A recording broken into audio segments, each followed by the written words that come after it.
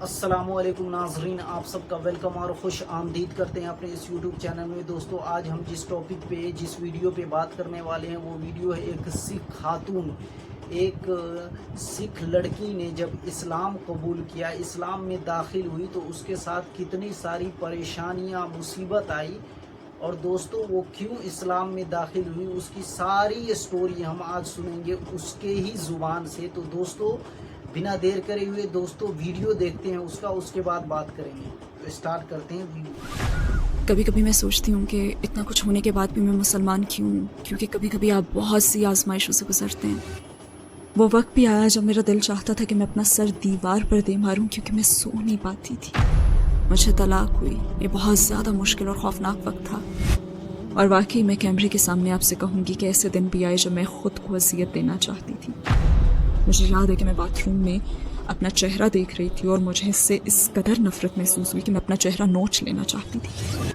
اپنی فیملی کے بغیر میری زندگی کا ہر پہلو مشکل تھا، کیونکہ میں ان سب کے بہت قریب تھی اور مجھے ان سب سے بہت محبت تھی۔ ایسا ہمیشہ ہوتا ہے۔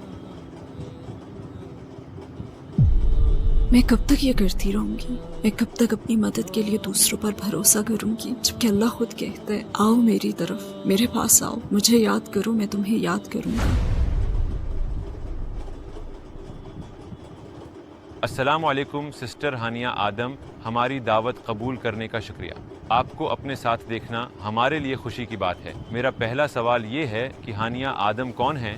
کیا آپ اپنی زندگی کے متعلق ہمیں مختصراً بتا سکتی ہیں؟ وعلیکم السلام ورحمۃ اللہ وبرکاتہ۔ میں 3 بچوں کی ماں ہوں الحمدللہ۔ میں نے ایک سکھ خاندان میں پرورش پائی، میرے والدین انڈین ہیں اور میں UK میں پلی بڑی ہوں۔ شاندار بچپن گزرا الحمدللہ، بہت ہی محبت کرنے والے والدین ملے، مگر میں شاید 24 یا 25 سال کی عمر میں مسلمان ہو گئی تھی، اور یہ میری فیملی کے لیے بہت بڑا صدمہ تھا۔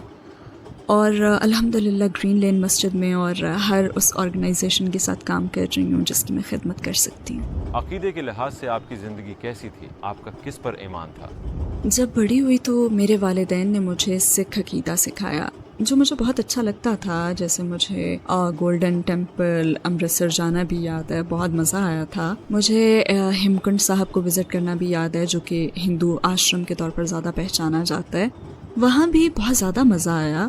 اور مجھے یاد ہے کہ بہت ہی چھوٹی عمر سے نا میں اپنی زندگی میں خدا کی ضرورت کو محسوس کیا کرتی تھی، اور جب میں ان جگہوں پر جاتی تو مجھے زیادہ خوشی اور اطمینان محسوس ہوتا تھا۔ میں کہہ سکتی ہوں کہ میری پرورش کے دوران الحمدللہ میرے والدین نے مجھے بہت اچھی باتیں سکھائی تھیں۔ انہوں نے مجھے محنت کرنے، تعلیم حاصل کرنے اور ایمانداری جیسے اچھے اخلاق دیے۔ انہوں نے میری بہت اچھی پرورش کی الحمدللہ۔ شاید یونیورسٹی کا زمانہ تھا جب میں بڑی حد تک سیکولر زندگی جی رہی تھی، یعنی میں مذہب کو تو فالو کر ہی نہیں رہی تھی۔ ہاں، ایک روحانی تعلق ضرور تھا، مگر میں کسی مذہب پر عمل نہیں کرتی تھی۔ میں آپ کو سچ بتاؤں گی کہ شراب پینا میرے لیے کوئی مسئلہ نہیں تھا، جیسا چاہتی میں وہ ویسا ہی لباس پہنتی، کوئی مسئلہ تھا ہی نہیں، بلکہ یہ سب تو میرے لیے نارمل تھا، مجھے اس میں کوئی خرابی نہیں لگتی تھی، یہ میرا نارمل لائف سٹائل تھا اس وقت۔ تو مسلمان ہونے سے پہلے میں بس ایسی ہی زندگی گزار رہی تھی۔ آپ نے اسلام کے متعلق پہلی بار کب سنا؟ کیا آپ کے ذہن میں کوئی تعصب تھا؟ ہاں، شاید میں تھوڑی سی اسلاموفوبک تھی۔ میں سوچتی تھی کہ تب عراق اور دوسری جگہوں پر کافی کچھ چل رہا تھا، اور شاید میں اللہ اکبر کے الفاظ سن کر نا خوفزدہ ہو جاتی تھی۔ یہ الفاظ مجھے خوفزدہ کر دیتے تھے، اور میں یہ سمجھتی تھی کہ سارے مسلمان مرد بہت سخت ہوتے ہیں، اپنی بیویوں کو مارتے ہیں، اور بس اس طرح کی سوچیں تھیں۔ اور حضرت عائشہ رضی اللہ تعالیٰ عنہا اور ان کی عمر کا جو معاملہ تھا وہ ہمیشہ میرے ذہن میں رہتا تھا، مطلب بہت سے الٹے خیالات تھے۔ میں یہ سوچتی تھی کہ مسلمان عورتیں جو ہیں وہ تو بہت مظلوم ہیں، انہیں حجاب کیوں پہنایا جاتا ہے، یہ تو ٹھیک نہیں ہے۔ میرے بہت سے اعتراضات تھے۔ اسلام کی طرف آپ کا سفر کیسے شروع ہوا؟ اسلام کی کون سی بات نے آپ کو سب سے زیادہ متاثر کیا؟ مزے کی بات یہ ہے کہ مسلمان عورتوں کے متعلق میرے ان خیالات کے باوجود میں نے اسلام میں سب سے پہلے عورتوں پر ہی غور کرنا شروع کیا تھا۔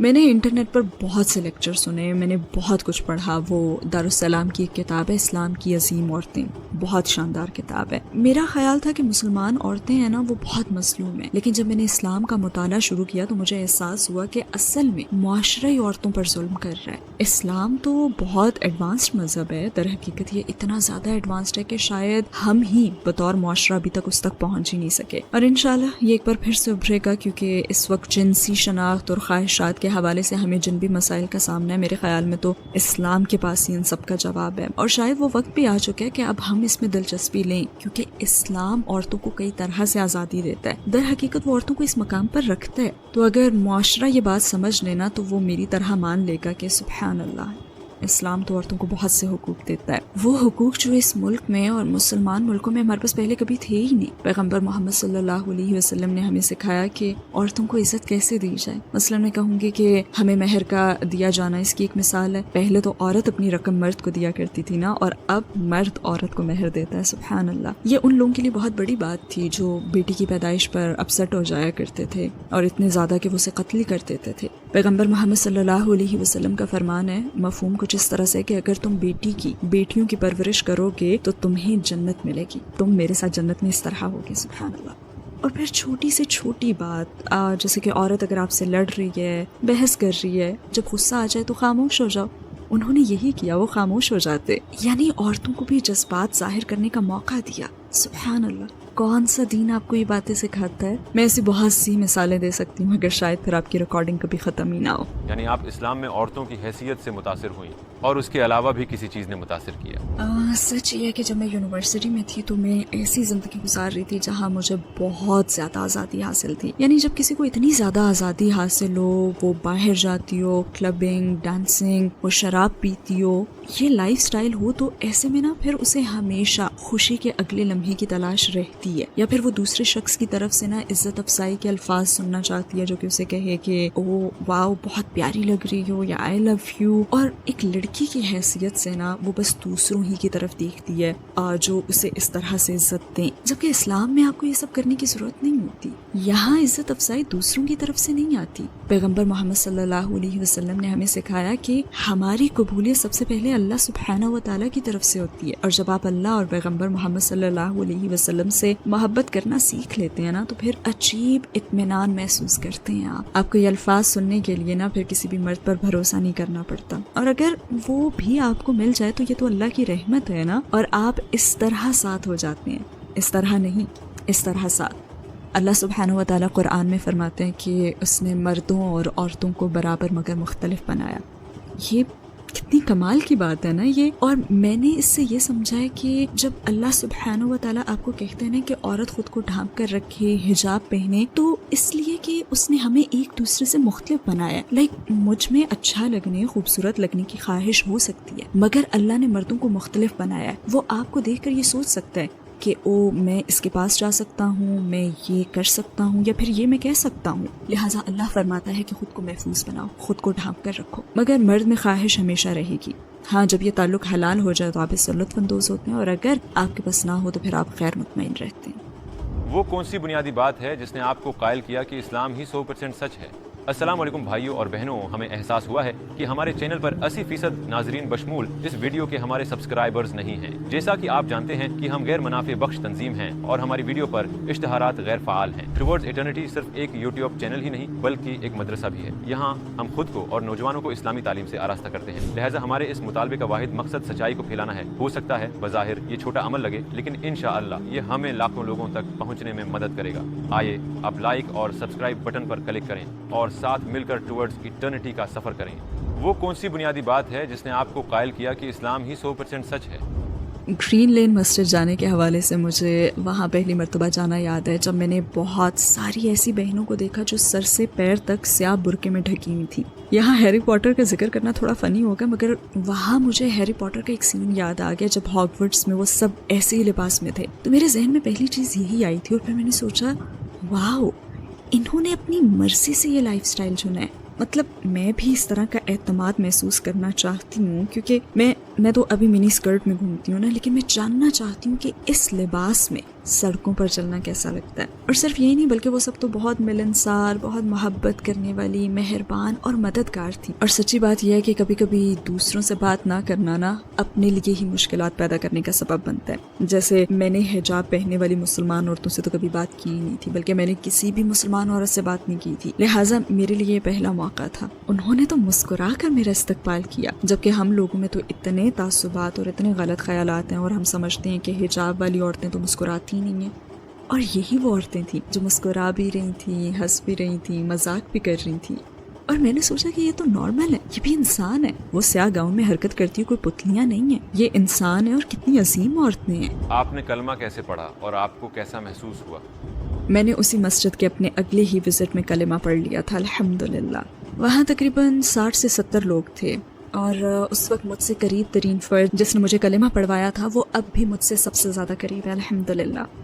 لہٰذا کلمہ پڑھنے کا تو تجربہ بہت شاندار تھا. ویسے مجھے خوف بھی محسوس ہوا تھا, لیکن اچھا احساس تھا, بہت ہی اچھا احساس. مجھے کلمہ پڑھنا, غسل کرنا سب یاد ہے, اور مجھے بالکل ایسا محسوس ہوا جیسے میرا نیا جنم ہوا ہے. اور یہ نئی شروعات ہی تھی, کیونکہ میں جانتی ہوں کہ اللہ سبحانہ و تعالیٰ سب گناہ دھو دیتا ہے, مگر جو نیکیاں ہوتی ہیں ان کا ثواب باقی رہتا ہے. تو یہ ایک بہت ہی اچھا احساس تھا, اور میں ایک مسلمان عورت کی شناخت اپنانے کے لیے تیار تھی. ہاں, اس کے بعد میں نے پڑھنا اور پھر بہت زیادہ پڑھنا شروع کر دیا. آپ کے قبول اسلام پر آپ کی فیملی اور ارد گرد کے لوگوں کا کیا ری ایکشن تھا؟ وہ بہت بہت مشکل وقت تھا, مگر اس مشکل وقت کے ساتھ آسانی بھی تھی. ہاں, میں نے اسے نہیں پہچانا کیونکہ انہوں نے مجھ سے تعلق بالکل ہی توڑ لیا تھا, لہٰذا میرے پاس سوائے اللہ کے کوئی نہیں تھا. اسلام قبول کر کے میری شادی بھی بہت مشکل کا شکار ہو گئی تھی. بچوں کی ماں ہونا خود ایک بہت بڑی مشکل ہے. اپنی فیملی کے بغیر میری زندگی کا ہر پہلو ہی مشکل تھا, کیونکہ میں ان سب کے بہت قریب تھی اور مجھے ان سب سے بہت محبت تھی. وہ وقت بھی آیا کہ جب میرا دل چاہتا تھا کہ میں اپنا سر دیوار پر مار دوں, کیونکہ میں سو نہیں پاتی تھی. جب آپ اتنی اذیت میں ہوں تو دماغ سکون نہیں پاتا, اور دماغ میں بار بار خیالات کی بھرمار رہتی ہے. میں جس بھی چیز کی طرف دیکھتی تو سب سے پہلے اپنے ماں باپ اور اپنی فیملی کی طرف میرا دھیان جاتا. اگر میں سپر مارکیٹ جاتی تو مجھے ویکینڈز پر اپنے ابو کے ساتھ سپر مارکیٹ جانا اور گروسری کی شاپنگ کرنا یاد آتا. اگر میں آسٹرا میں کوئی گانا سنتی تو اس گانے پر اپنی بہن کے ساتھ ڈانس کرنا یاد آتا, اور اگر میں ٹی وی پر کوئی پروگرام دیکھتی تو اپنے بھائی کے ساتھ اسے دیکھنا یاد آتا. اور جب میری شادی شدہ لائف میں کوئی مشکل آتی تو بھی میں دوڑ کر اپنی فیملی کے پاس جانا چاہتی تھی, لیکن میں جا نہیں سکتی تھی. تو بس بے بسی سے باہر نکل کر میں کار میں بیٹھ جایا کرتی تھی. تو وہ بہت زیادہ مشکل وقت تھا. اپنی فیملی کے بغیر جینا بہت مشکل ہے, تب بھی بہت مشکل تھا اور اب بھی مشکل ہے. لیکن مسلمان کی حیثیت سے ہم اس پر صبر کرتے ہیں, اور ہم صحابہ کے قصوں سے جانتے ہیں کہ ان کے ساتھ بھی یہی ہوا تھا اور انہیں فیملی نے چھوڑ دیا تھا. ہم جانتے ہیں کہ پیغمبر محمد صلی اللہ علیہ وسلم نے اپنے چچاؤں کو کہا تھا کہ دیکھیں میں مختلف زندگی گزاروں گا. ہم جانتے ہیں کہ وہ لوگ بھی انسان تھے اور ان میں احساسات تھے. اب مجھ میں ان کے خلاف کوئی بھی بکس نہیں ہے. میں بس آپ سے اتنا ہی کہوں گی کہ میری ماں اب بھی میری رول ماڈل ہے. وہ اب بھی مجھے دنیا کی ہر چیز سے زیادہ پیاری ہیں, بالکل ایسے جیسے محمد صلی اللہ علیہ وسلم کو اپنے غیر مسلم چچا سے محبت تھی. وہ اپنے چچا کے لیے روئے اور ان کے لیے سب کچھ کیا. میرے بھی اپنی ماں کے لیے وہی احساسات ہیں. وہ ایک شاندار عورت ہیں اور انہیں اس رویے کا حق ہے. میں نے ان کا دل توڑا ہے اور میں اپنی موت تک نہ اپنی ماں کا دل دکھانے کے لیے ان سے معافی مانگتی رہوں گی. لہٰذا میں ان کے لیے دعا کرتی ہوں. مجھے ان سب سے محبت ہے اور میں آپ کو کہہ سکتی ہوں کہ وہ لوگ بہت اچھے انسان ہیں. ہاں, مجھے پچھتاوا صرف یہ ہے کہ میری وجہ سے میرے والدین کی آنکھوں میں آنسو آئے. میرے خیال میں وہ وقت بھی آیا جب میں نا اسلام اور اپنے فیصلے کا دفاع کرنے کی کوشش کر رہی ہوتی تھی, اور شاید اس سب میں میں نے اپنی ماں سے بہت تیز آواز میں بات کی, اور شاید کسی وقت ان پر میں چیخی بھی تھی. مجھے پچھتاوا ہے, کیونکہ اللہ سبحانہ و تعالیٰ قرآن میں فرماتے ہیں, مفہوم کچھ اس طرح سے ہے کہ تم اپنے والدین کے ساتھ انتہائی عزت سے پیش آؤ, چاہے وہ مسلمان ہوں یا نہ ہوں. کبھی کبھی میں سوچتی ہوں کہ اتنا کچھ ہونے کے بعد بھی میں مسلمان کیوں ہوں, کیونکہ کبھی کبھی آپ بہت سی آزمائشوں سے گزرتے ہیں. جیسے میں نے کہا نا کہ میرے دماغ میں ہمیشہ یہ سوچ رہتی تھی کہ جیسے میری فیملی میرے پاس ہے نا, وہ تقریباً مجھ سے صرف 1 گھنٹے کی مسافت پر رہتے ہیں, اور پھر بھی میں اب تک یہ زندگی کیوں گزار رہی ہوں, جبکہ میں اتنی مشکل میں ہوں. میں اپنے بچوں کے لیے مالی طور پر ہر لحاظ سے جدوجہد کر رہی ہوں, پھر بھی میں مسلمان کیوں ہوں. اور میرے خیال میں نا یہی بات مجھے ثابت قدم رکھتی ہے, کیونکہ مثال کے طور پر مجھے طلاق ہوئی. یہ بہت زیادہ مشکل اور خوفناک وقت تھا, اور اس وقت میں بالکل اکیلی تھی, اور بالکل سچ کہوں گی کہ میرے لیے زندہ رہنا بھی مشکل ہو گیا تھا. مجھے نہیں معلوم تھا کہ میں زندہ رہنا چاہتی بھی ہوں یا نہیں. بہت سارے مسائل تھے جن سے اس وقت میں اکیلے لڑ رہی تھی, اور اس وقت میں اپنی آنٹی سے ملنے گئی تھی. ویسے میں ارادہ کر کے نہیں گئی تھی, بس ایک اتفاق ہی تھا یہ. میں ان کی دہلیز پر کھڑی تھی, اور 10 سال میں پہلی مرتبہ میرے خاندان کے کسی فرد نے مجھ سے محبت کا سلوک کیا تھا. وہ کمال کی عورت ہے, انہوں نے میرے لیے چائے بنائی. وہ میرے پاس بیٹھی ہوئی کہنے لگی, تم ٹھیک ہو؟ بالکل ایسے ہی کہا تھا, تم ٹھیک ہو؟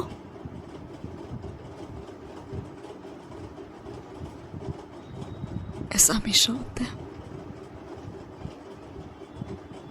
یہ میری آنٹی تھی. میرے خاندان کے کسی فرد نے پہلی مرتبہ مجھ سے پوچھا تھا تم ٹھیک ہو، اور انہوں نے پوچھا کہ تم آگے کیا کرو گی، تمہارا کوئی پلان ہے؟ کیونکہ میرے پاس کچھ نہیں تھا، میرے پاس بس میرے 3 بچے تھے، اور خدا کی قسم میں اپنا گھر نہیں چھوڑنا چاہتی تھی. میں وہاں بیٹھی اور میں نے سوچا او خدا کیا ہو جاتا اگر میں اپنا اسلام چھپا کر رکھتی، اپنے اسلام کو اپنے دل میں ہی رکھتی. لیکن اگر میں گھر واپس آ جاؤں تو، کیونکہ وہ مجھ سے محبت کرتی ہیں اور میں ان کے ساتھ رہنا چاہتی ہوں. میں ان کا گھر چھوڑ کر نہیں آنا چاہتی تھی، میں ان کے گھر میں رہنا چاہتی تھی، میں ہر چیز چھوڑ دینا چاہتی تھی بس اپنا دین. اور میں نے سوچا میں اسے چھپا سکتی تھی. میں اوپر کی منزل پر نماز پڑھ لیتی جب کوئی نہ دیکھ رہا ہوتا مجھے. میں گھر واپس جانا چاہتی تھی. قدر اللہ میری دادی جنہوں نے مجھے ان 10 سالوں میں نہیں دیکھا تھا، بہت زیادہ بوڑھی تھیں. وہ کمرے سے باہر آئیں اور قریب ہی تھا کہ وہ مجھے دیکھ لیتی. میری آنٹی نے مجھے کہا کہ فوراً چلی جاؤ، گھر سے باہر نکل جاؤ، کیونکہ اگر انہوں نے تمہیں دیکھ لیا تو وہ بہت بوڑھی ہیں اور ہمیں نہیں پتا کہ آگے کیا ہوگا. بس انہوں نے مجھے گھر سے پچھلے دروازے سے بس نکل بھاگنے کو کہا اور مجھے گھر سے نکلنا پڑا. کوئی گڈ بائی نہیں، کوئی الوداعی بات نہیں، اور میں جلدی سے گھر سے نکل گئی اور اپنی کار میں بیٹھی. اور میرا پہلا ریاکشن یہ تھا کہ کسی کو فون کروں، کیونکہ اب بس میں گھر پر رکنا چاہتی ہوں، میں اپنی فیملی میں واپس جانا چاہتی ہوں. میرے پاس کچھ نہیں ہے، میرے پاس کوئی نہیں ہے. اور پہلا کام جو میں نے کیا وہ یہ تھا کہ میں نے اپنی انتہائی نیک سیرت دوست کو فون کیا، مگر اس نے فون نہیں اٹھایا. میں چاہتی تھی کہ وہ مجھے دلاسا دے کہ نہیں پیاری دوست سب ٹھیک ہے، اٹس اوکے. پھر میں نے دوسری دوست کو فون کیا کیونکہ اس کی رات خوبصورت اور میرا قرآن سننے کا دل چاہ رہا تھا، لیکن اس نے بھی فون نہیں اٹھایا. اور پھر میں نے سوچا کہ میں کب تک یہ کرتی رہوں گی، میں کب تک اپنی مدد کے لیے بس دوسروں پر بھروسہ کروں گی، جبکہ اللہ تو خود کہتا ہے آؤ میری طرف، میرے پاس آؤ، تم مجھے یاد کرو میں تمہیں یاد کروں گا. آپ کا تو اپنے اللہ سے رابطہ ڈائریکٹ ہے. اور پھر میں کار میں بیٹھ گئی اور میں نے آیت الکرسی پڑھی، میں نے 3 کل پڑھے اور میں نے اللہ سے التجا کی میرا دین قائم رکھنا. میں اس وقت اللہ سبحانہ و تعالیٰ کے سامنے گڑ گڑائی، میرا دین قائم رکھنا، بس میرا دین قائم رکھنا، میں اس کے لیے سب کچھ سہنے کے لیے تیار ہوں، بس مجھے مسلمان کی موت دینا. میں نے یہ دعا کی. اور میرے خیال میں یہ ایک اور اہم ترین لمحہ میری زندگی میں آیا تھا جب میں نے جانا کہ ہاں میں مسلمان ہوں. کیونکہ شیطان آپ کے پاس بہت مرتبہ آئے گا اور اسلام کے بارے میں آپ کے دل میں وسوسے پیدا کرے گا. کیا میں مسلمان ہوں؟ میں کس کے لیے مسلمان ہوں؟ میں کیوں مسلمان ہوں؟ مجھے اسلام کے متعلق کون سی بات آخر پسند ہے؟ شیطان آپ کے پاس اس وقت آئے گا جب آپ بہت کمزور اور بے بس ہوں گے. شیطان آپ کے پاس آتا ہے. لہٰذا دین سیکھنے کے وہ تمام 9-10 سال اس وقت ڈھال بن کر میرے سامنے آ گئے تھے. لہٰذا میں بچوں سے بھی بس یہی ایک بات کہتی ہوں کہ کیونکہ وہ بھی نہ سمجھ ہے نا، وہ اسلام کی روحانیت کو محسوس ہی نہیں کر سکتے، وہ بھی بہت چھوٹے ہیں اور ان کی نظر میں زندگی بہت بڑی ہے. میں انہیں کہتی ہوں کہ علم سیکھتے رہو، کیونکہ آپ نہیں جانتے کہ جس لمحے آپ مشکل میں گھرتے ہو تو جو کچھ آپ نے سیکھا ہوتا ہے نا، چاہے سیکھنے کا مقصد جانے بغیر ہی سیکھا ہو، وہ آپ کی مدد کے لیے آتا ہے اور مشکل وقت میں آپ اور آپ کی زندگی کو بچاتا ہے. تو جب آپ کی امی کہیں نا کہ مدرسے جاؤ، جب آپ کی امی آپ سے کہیں چلو اپنی اسلامک سٹڈیز کا سبق لینے جاؤ تو جایا کرو. نو مسلموں کو بھی میں یہی کہوں گی کہ علم سیکھتے رہیں. آپ بس اس لیے مسلمان نہیں ہیں کہ میں اللہ پر ایمان رکھتا ہوں، نہیں، جائیں اور علم سیکھیں، دین پڑھیں، محنت سے سیکھیں اور اسے روزانہ پڑھتے رہیں چاہے تھوڑے ہی سے. کیونکہ جب آپ پر کوئی مشکل آئے گی تو شیطان آپ کے پاس آئے گا اور آپ کا ایمان چھیننے کی کوشش کرے گا. اس وقت اچانک نا آپ کی تمام سیکھی ہوئی جو چیزیں ہوتی ہیں نا وہ آپ کے ذہن میں آ جائیں گی اور آپ کو پھر بچا بھی لیں گی، جیسے مجھے اس دن بچا لیا. میں آپ کے سامنے اور مثالیں بھی دے سکتی ہوں اور واقعی کیمرے کے سامنے میں آپ سے کہوں گی کہ ایسے دن بھی آئے جب میں خود کو وصیت دینا چاہتی تھی. مثلا مجھے یاد ہے کہ میں باتھ روم میں اپنا چہرہ دیکھ رہی تھی اور مجھے اس سے اس قدر نفرت محسوس ہوئی کہ میں اپنا چہرہ نوچ لینا چاہتی تھی. اور بدترین چیز یہ کہ ایسی کیفیت باتھ روم میں ہوئی تھی جہاں پہ آپ اعوذ باللہ من الشیطان الرجیم بھی نہیں پڑھ سکتے. جب آپ بے بس ہونا تو اس وقت کبھی بھی باتھ روم نہ جائیں. خیر بہرحال پھر میرے ذہن میں نا ایک آواز گونجی کہ کھڑکی سے باہر دیکھو. میں نے کھڑکی سے باہر دیکھا تو آسمان نظر آیا. میں بس تیزی سے سیڑھیاں اتری اور اپنے دروازے کھول کر میں گارڈن میں چلی گئی. میں نے آسمان کی طرف دیکھا، اوپر آسمانوں میں دیکھا، کیونکہ مجھے قرآن کی آیت یاد ہے، شاید یہ قرآن میں ہے یا شاید حدیث ہے. اللہ سبحانہ و تعالیٰ فرماتے ہیں، اس کا مفہوم کچھ یوں ہے کہ ایمان والوں کو چاہیے کہ وہ آسمان کو دیکھیں جو ان کے لیے ایک نشانی ہے. اور بس میں اپنے گھٹنوں پر بیٹھ گئی اور اللہ سے التجا کی، یا اللہ مجھے دین پر قائم رکھنا. اسی میں آزادی ہے، اسی میں اطمینان ہے، جس میں ہمیں کسی بھی انسان پر بھروسہ کرنا ہی نہیں پڑتا. آپ کو کسی اور انسان کی ضرورت نہیں رہتی، آپ کو اپنی زندگی میں اللہ سبحانہ و تعالیٰ کی ضرورت ہوتی ہے. اور بس میں نے یہی کیا. لہٰذا میں نے خود کو اذیت نہیں دی کیونکہ میرے پاس اللہ ہے. تو آپ کی 14 سالہ مسلمان زندگی کے لمحات میں وہ کون سا لمحہ تھا جب آپ کو اپنی فیملی کی سب سے زیادہ ضرورت محسوس ہوئی مگر وہ لوگ آپ کے پاس نہیں تھے؟ جب شادی میں مشکلات پیش آئی تھی تب مجھے اپنے والد کی ضرورت تھی. مجھے یہ تحفظ چاہیے تھا. مجھے ان کے تحفظ کی ضرورت تھی. ہر عورت کو کم سے کم ایک بھائی کی ضرورت ہوتی ہے، جیسے مجھے اس وقت اپنے بھائی کی ضرورت تھی. تب مجھے ان لوگوں کی سب سے زیادہ کمی محسوس ہوئی تھی، اور اپنی زندگی کے ہر موقع پر ایک محرم کے تحفظ اور سیکیورٹی کی کمی. ہم یہ باتیں سنتے ہیں نا کہ اے عورتوں ہمیں مردوں کی ضرورت ہی نہیں ہے. کم آن، آپ کو یقیناً ضرورت ہے. جب آپ کی زندگی سے مرد نکل جاتے ہیں نا تب آپ کو احساس ہوتا ہے کہ ہاں مجھے اپنی زندگی میں مرد کی ضرورت ہے. اور پھر میری امی، میں نے انہیں اس وقت بہت مس کیا تھا جب میرے بچے ہونے والے تھے. جب میں نے جاب شروع کی تو انہیں اس وقت بھی میں نے بہت مس کیا تھا، کیونکہ جو میری امی ہیں وہ ایک بہت ہی مضبوط عورت ہیں. میں ان سے سیکھنا چاہتی تھی، مگر ہاں الحمدللہ میرے پاس بہت سی خوبصورت یادیں ہیں اور میں نے اپنی امی کے ساتھ بہت سا وقت گزارا ہے اور انہیں ایسی مضبوط عورت بنتے ہوئے دیکھا ہے میں نے اپنے سامنے. تو الحمدللہ میرے پاس اب بھی ان کی جو سکھائی ہوئی باتیں ہیں وہ موجود ہیں. میں اب بھی اپنے والدین کی باتوں پر بہت زیادہ عمل کرتی ہوں، کیونکہ وہ اسلام کے خلاف نہیں ہے تو پھر کیوں نہ کروں. اور میرے خیال میں ہر نو مسلم کے لیے نا یہ اعتراف کرنا ضروری ہے کہ آپ اپنی فیملی سے محبت کر سکتے ہیں. پیغمبر محمد صلی اللہ علیہ وسلم نے اپنے چچا سے محبت کی تھی، اور میں بھی اپنے والدین سے کہوں گی کہ مجھے آپ سے محبت ہے، میں آپ کی عزت کرتی ہوں، میں اب بھی آپ کا حصہ ہوں، مجھ میں آپ ہی کا خون دوڑ رہا ہے. آپ کی سکھائی ہوئی باتیں مجھ میں اب بھی ہیں. آپ نے جو بھی سکھایا میں نے اسے نہیں چھوڑا. ایسا کرنا میرے لیے ناممکن ہے. آپ میرے رول ماڈلز ہیں، آپ میرا سب کچھ ہیں، اور میں آپ کے ساتھ دوبارہ ملنے کے لیے سب کچھ کروں گی، آپ سے واپس مل جانے کے لیے. ہاں بس ایک چیز نہیں کر سکتی کہ آپ کو اللہ سے زیادہ اہمیت نہیں دے سکتی. تو کیا آپ کے ساتھ کبھی کوئی غیر معمولی واقعہ ہوا جب آپ کو محسوس ہوا ہو کہ آپ کا اللہ کے ساتھ ایک خاص تعلق ہے؟ میرا خیال ہے کہ میں نے اپنی زندگی کی بہت سی مشکلات بتائی ہیں، مگر پلیز مجھے وہ رحمتیں بھی بتانے دیں جو اللہ نے مجھ پر نچھاور کی ہیں. الحمدللہ. میں آپ کو ایسے 2 لمحات بتاؤں گی. ایک وقت تھا جب میں واقعی میں بہت مشکل میں تھی.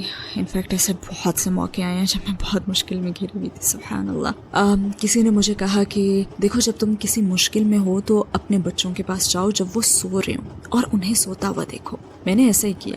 وہ بھی ایسے ہی ایک مشکل وقت تھا جب میں زندگی سے ہار ماننے کو تیار تھی. بس مجھے خود سے نفرت ہو گئی تھی اور میں یہی سمجھتی تھی کہ میں لوگوں پر بوجھ بن گئی ہوں. خیر پہلے میں اپنی بیٹی کے کمرے میں گئی. اس وقت وہ تقریباً 11 سال کی تھی، مگر جب سو رہی ہوتی تو میری 5 سال کی معصوم بیٹی لگتی تھی وہ. سبحان اللہ، میری بیٹی، یہ میری بیٹی ہے. اللہ سبحانہ و تعالیٰ نے یہ بیٹی مجھے دی ہے. اللہ سبحانہ و تعالیٰ نے اسے میرے ذریعے اس دنیا میں بھیجا ہے. اور پھر میں اپنے بیٹوں کے کمرے میں گئی. وہ بہت گہری نیند سو رہے تھے، اور پھر مجھے نا سورہ ملک کی وہ آیت یاد آئی، مفہوم جس کا یہ ہے کہ تم بہت کم شکر ادا کرتے ہو. اور میں نے سوچا کہ آخر میں کیسے شکوہ کر سکتی ہوں، میں کیسے خود سے نفرت کر سکتی ہوں، جبکہ اللہ سبحانہ و تعالیٰ نے مجھے اتنی رحمتیں، 3 بچے دیے. اور اس لمحے میں نے خود کو اللہ سے بہت قریب پایا تھا، کیونکہ میں نے اسے پہچانا، میں نے اس کا شکر ادا کیا اور خود کو اس کے بہت قریب محسوس کیا.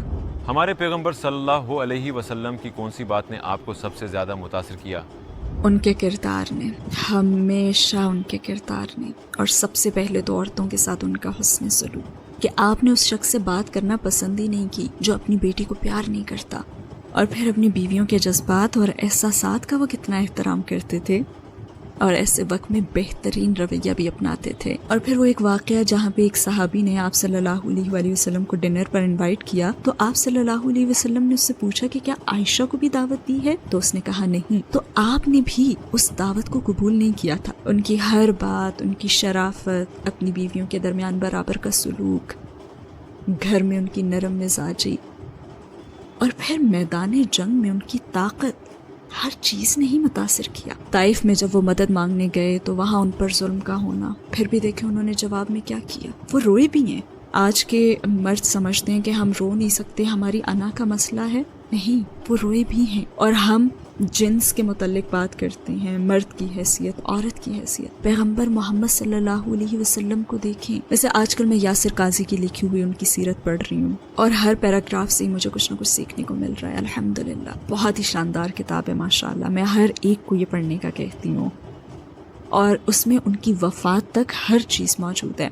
اور اس میں حضرت عائشہ رضی اللہ تعالیٰ عنہا کے سر درد کی شکایت کا بھی واقعہ ہے. انہوں نے اپنے سر درد کی شکایت کی تھی تو آپ صلی اللہ علیہ وسلم نے فرمایا کہ نہیں بلکہ میرا سر درد سے پھٹ رہا ہے اور میرا دم نکل رہا ہے.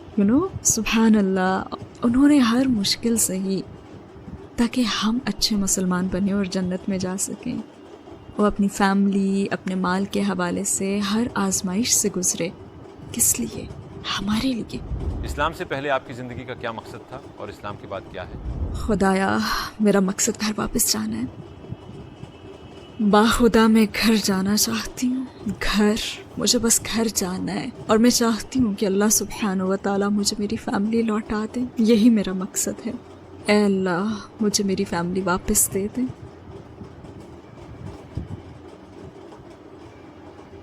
یہ تھوڑی سی زندگی ہے.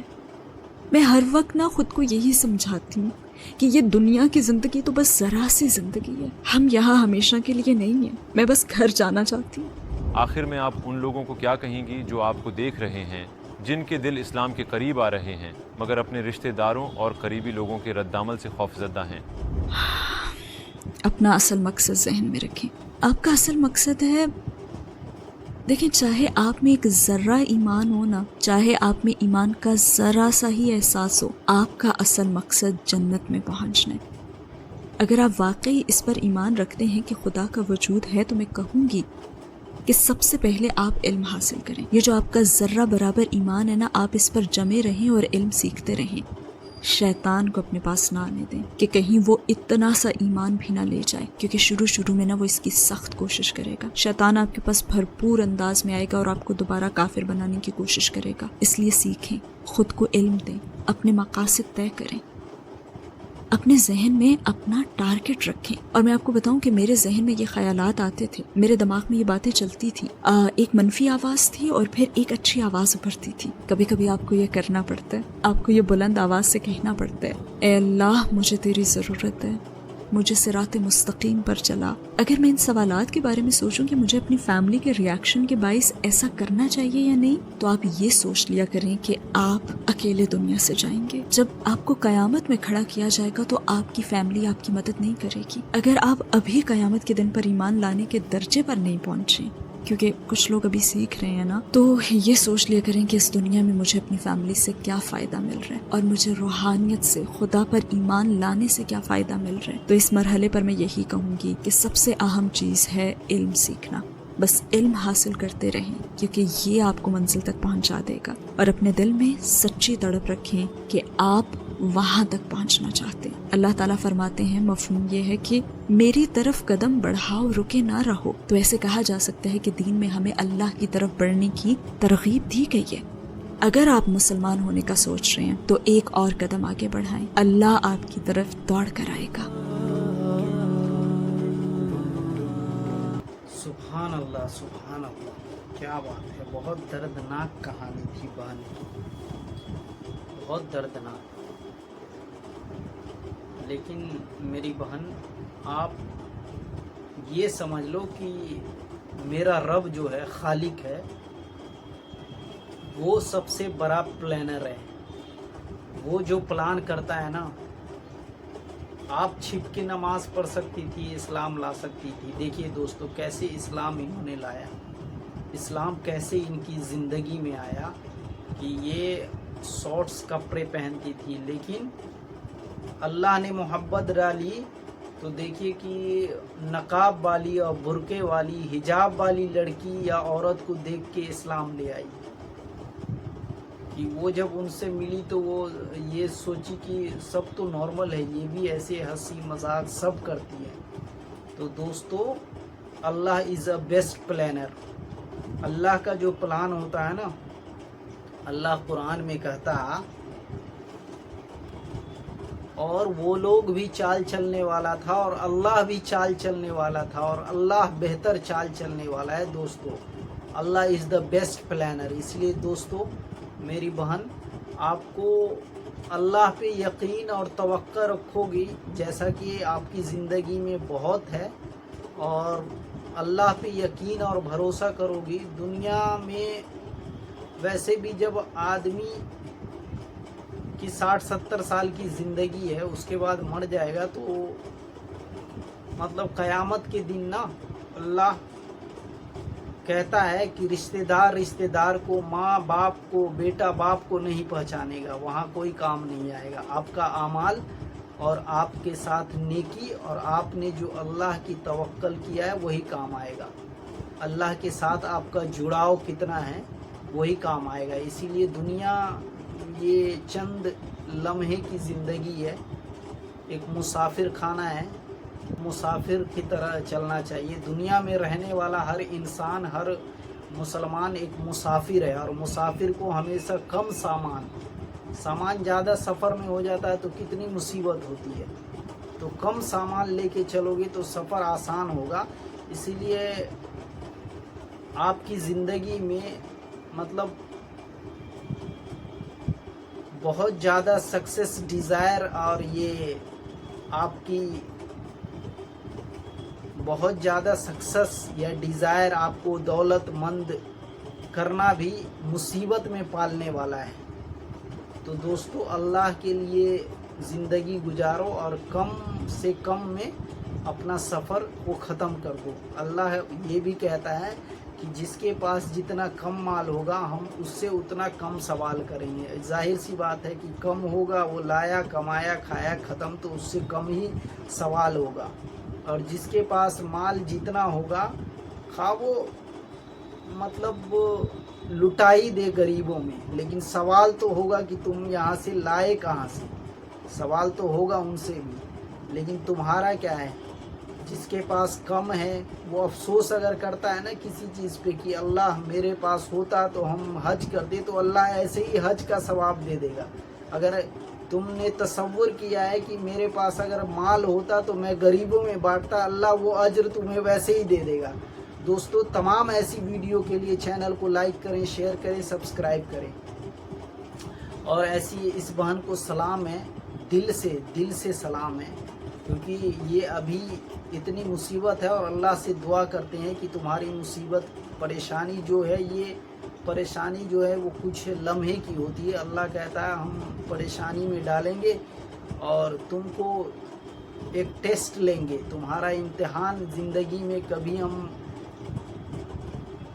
दौलतमंद बना के देंगे और कभी हम गरीब करके देखेंगे, और दोनों में तुम्हारी आजमाइश है।